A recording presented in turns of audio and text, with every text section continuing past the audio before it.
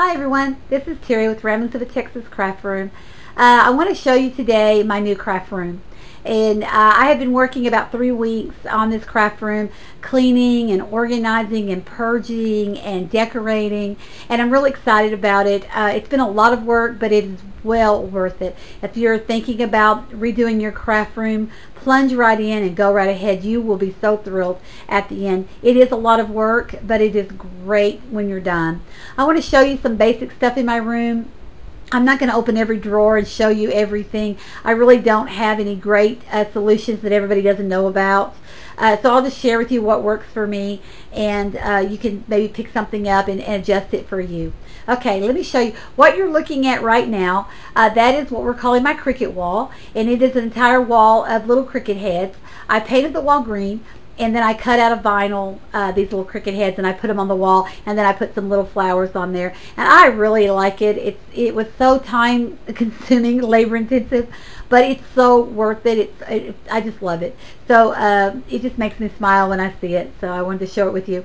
On this little table that you're seeing is really just a set of cubes that I got at Target. I'm sorry, I got those at Target, and they were very inexpensive. Let me move the camera around a little bit so you can see them.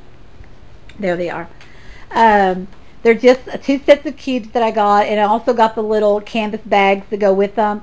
And what I did is I just took some chipboard and cut on my Cricut letters, and just whatever's in that bag, that's where I put on the outside. I know where everything is, and if I bring something home, I know exactly where to take it and put it so I can find it, and that works pretty good for me.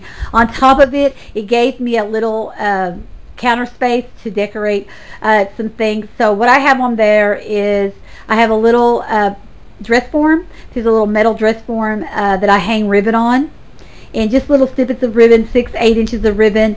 You know, can't go back on the roll, so I just throw it over there on her, and I think it looks kind of cute. Also, I have an antique sewing machine. I used to be an avid quilter, so I have this antique sewing machine that I've had for a very long time. I have a little box there that has tons of buttons in it. They're my antique buttons. And I want to show you this vinyl. Let me zoom in on that vinyl if I can. That is the vinyl that I used. And I got mine at Home Depot, and it was $7 a roll. And it works beautifully, and it's called Creative Covering Ultra, and it's a contact paper brand vinyl, and it works beautifully. The Cricut cuts it beautifully, and it goes on the wall beautifully. It comes off beautifully. I really like it. So anyway, that's what I used. So maybe you can go and have a Home Depot and get some. Okay, now we're going to move around the room. Oh, we missed one thing. I'm sorry, I was going to tell you about this. This is my wall of ribbon.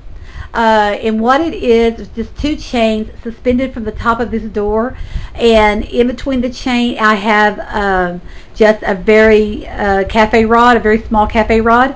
I think this whole thing cost me less than $20 to make. And I have a post on my blog. I'll put it on the video which post it is, so you can go look at it in detail how I did this. But I saw it in another blog on Stumble Upon or something, and I just loved it. It works perfect. I think we counted, and there's over 230 rolls of ribbon there. So and I have room at the bottom for tons more ribbon. So I could put an unbelievable amount on this. Now the way I have it on this door, it's not made for a door that will open and close. But where I saw it on another blog, they had it suspended from the ceiling. So you could put it on a wall. I did not want to do that. The door was fine for me, so I'm not going to open and close this door. So I just left it. So let's go back over and let's look at the other door. As you can see, I have 2 doors that go into this room. Both of them lead to separate hallways. I live alone, so I have no reason for my doors to be closed, so I don't plan on closing them. So this door I hung on this side, just a shoe rack, and that's where I put all my punches.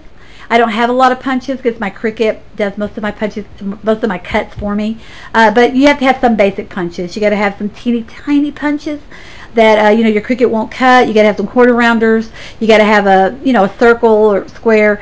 You don't want to get your Cricut out just to cut 1 2-inch circle. So you have some of the basics. Those are about the only punches I have. On the other side of that door, I have another shoe rack hanging, and that has my acrylic paint, and it also has my stickles. Okay, we're going to go back around the room. I hope I'm not going too fast. Okay, now here you can see I have a paper rack, And in this paper rack is a little plastic drawers, and in those drawers I have a lot of embellishments, and they're labeled by quotes, flowers, anything to do with love, anything to do with holidays, anything to do with pets, and letters. And that way when I bring something home, I know exactly where to put it. If I'm looking for something for pets, I can pull that whole tray out, take it to my table, and that works out pretty good. Behind that, you'll see that's the opening of my closet, and I took the closet doors down and I just put in a shelf, or actually a table. I just went to Home Depot and had them cut me a piece of plywood that would fit in there, and I put 4 legs, 2x4s underneath it, covered it with a skirt, and called it my cutting station. My sewing station. I'm sorry, it's my sewing station. So anyway, that's where I sew. I don't sew quilts anymore. I'm going to sew cards. I'm going to sew on my cards. I'm going to make flowers. So above the top up there, you'll see there's some clear shoe boxes, and in those clear shoe boxes I just have fabric for flowers, and that's all the fabric I have left.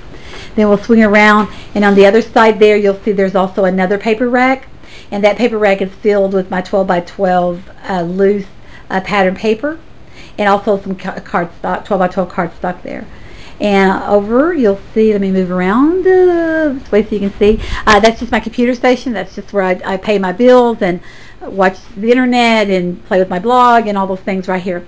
And above that I made this poster, and it's also on my blog. I'll show you, I'll put it on this video where the post is on how I made that, and I just cut the letters with my Cricut and just made it's very inexpensive. It was a lot of fun to do.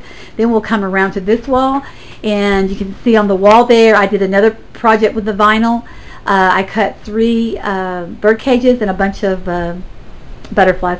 The bird cages were cut out of the bloom cartridge, and the butterflies were cut out of sentimentals, I believe.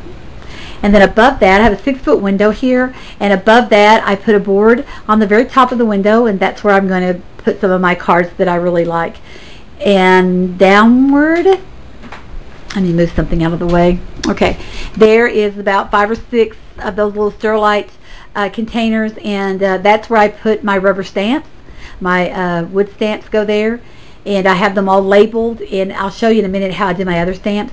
But each one of those numbers I have stamped in a book, everything that's in that drawer, and so it tells me where everything is, and it works perfect for me.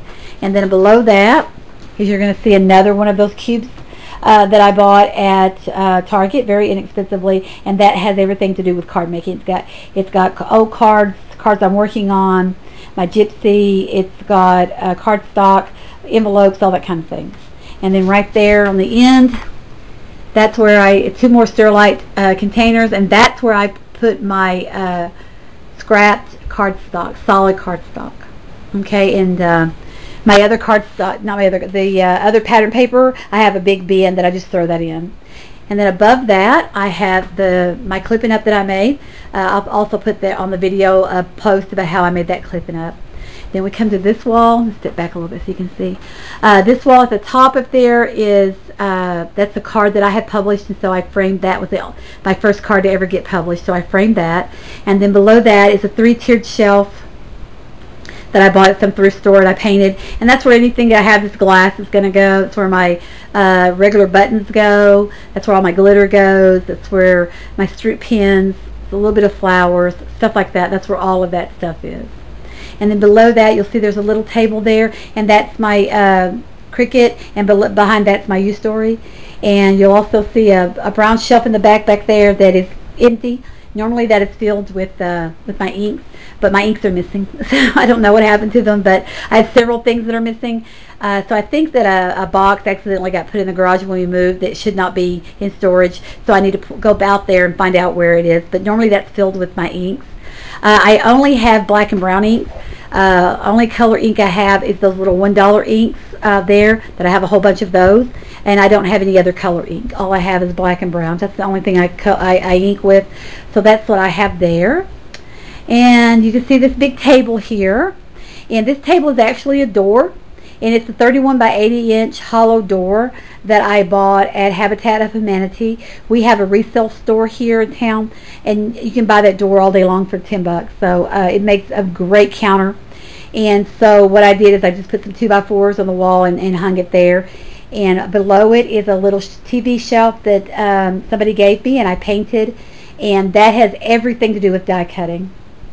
And it's everything to do with dry embossing, all of my die cuts, anything to do that works with the Cricut or the Cuttlebug, all go right there. All my Sizzix dies, everything, that goes right there.